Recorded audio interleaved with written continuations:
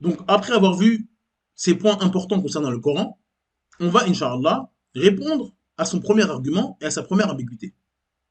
Donc, dans cet extrait, il dit que le Coran n'est pas la parole d'Allah et que c'est un texte qui a été rédigé sur plus de 200 années.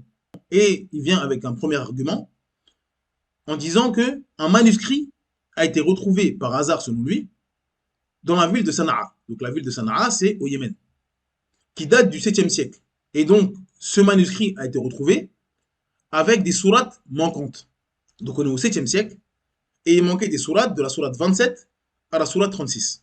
Donc, selon lui, il a trouvé quelque chose de frappant.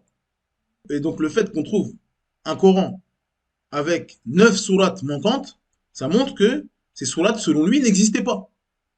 Et donc, comme elles n'existaient pas, ça veut dire qu'elles ont été rédigées après la mort du prophète Mohammed sallam sur plusieurs années. C'est des califes qui ont écrit ces sourates-là, et nous, aujourd'hui, on s'est retrouvés avec la sourate 27, 28, 29 jusqu'à 36.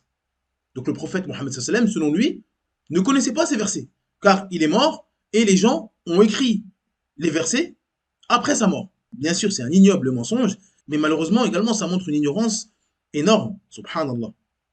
Donc c'est tellement simple. Il suffit juste de prendre les sourates de 27 à 36 et de regarder qu'est-ce qu'ont dit les compagnons à propos de ce verset. Donc il faut bien comprendre comment on va réfuter ce qu'il dit. Il dit que ces sourates-là, le prophète Mohammed sallam ne les connaissait pas. Donc aujourd'hui, on les a devant nous. Et on a l'arabe. Et on les a mémorisés par cœur, à la virgule près, au mot près, et à la voyelle près. D'accord? Donc ça, c'est dans le Coran aujourd'hui. Et donc, il dit que le prophète Mohammed sallam et donc ses compagnons, car beaucoup de ses compagnons sont morts 10, 15, 20, 30 années après lui. Et donc, lui, il a dit sur 200 ans, donc ils étaient morts. Donc comment on peut réfuter ça? C'est facile.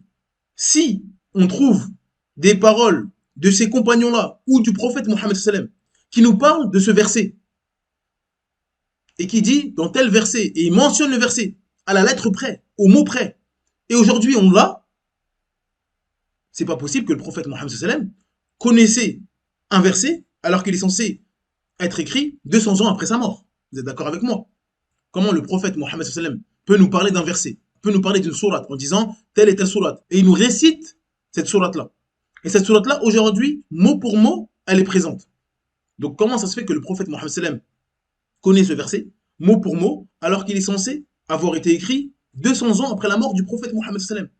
Donc si des compagnons qui sont morts 5, 6, 10 ans après la mort du prophète Mohammed sallam nous parlent d'un verset en disant ce verset, le prophète Mohammed sallam, il est descendu en telle année, il était à telle ville, et il mentionne le verset. Et ce verset-là, mot pour mot, il est présent dans le Coran. Ça montre qu'il n'a pas été écrit 200 ans après la mort du prophète Mohammed sallam. Et ce compagnon, comment il connaît ce verset? Mot pour mot.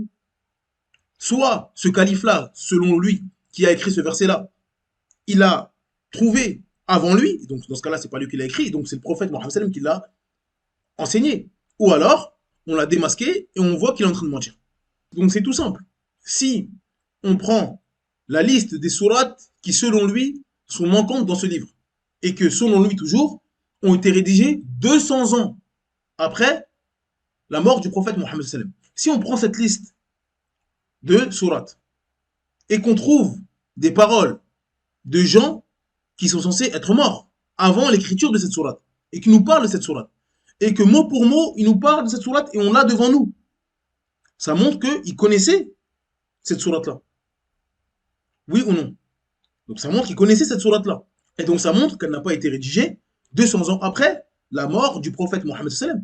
Si ce compagnon nous dit, le prophète Mohammed sallam a récité ce verset, et il nous dit le verset, et il est mort 10 ou 20 ans après l'avènement du prophète Mohammed sallam. Parce que vous ne pouvez pas dire, oui mais lui, c'est lui qui l'a écrit après la mort du prophète Mohammed sallam. 200 ans après, non. Lui, il est mort quelques années après. Il est mort en 30 de l'Hégire, en 40 de l'Hégire. Et cette personne-là prétend que ce verset-là qu'il est en train de mentionner, qu'il est en train d'expliquer pour les musulmans, qu'il a entendu de la bouche du prophète Mohammed sallam, il prétend que ce verset-là a été rédigé 200 ans après la mort de ce compagnon. On va tout de suite voir qu'il est en train de mentir. Et donc c'est ce qu'on va faire. Donc on va prendre la liste des sourates qui sont manquantes selon lui. Et on va faire sourate après sourate, et on va prouver que ces sourates-là étaient connues des musulmans à l'époque du prophète Mohammed sallam. Et donc si on prouve que le prophète Mohammed sallam a récité ce verset, ou a expliqué un verset, ou un de ses compagnons a expliqué un verset, ça montre que c'est du mensonge et qu'il n'a pas été rédigé 200 ans après la mort du prophète Mohammed sallam. Et ça, bien sûr, celui qui connaît un peu l'islam, il comprend tout de suite que ça va lui faire mal. Parce que chaque sourate, on sait quand elle a été révélée. Si elle a été révélée, encore une fois, à Médine ou à Mecca, à tel moment, à telle époque, durant telle bataille. Tout le Coran de son début jusqu'à sa fin. Et donc, il n'y a qu'un ignorant qui peut dire que le Coran, il a été rédigé 200 ans après, alors que chaque sourate, on sait précisément où elle a été révélée. Ça montre qu'on est ignorant de l'islam. Mais on va faire ce travail, car malheureusement, il y a peut-être des musulmans également qui sont ignorants ou qui sont nouveaux dans la religion. Et donc, on va essayer de faire ce travail et on va essayer de gommer la possible ambiguïté qui pourrait naître dans le cœur des musulmans.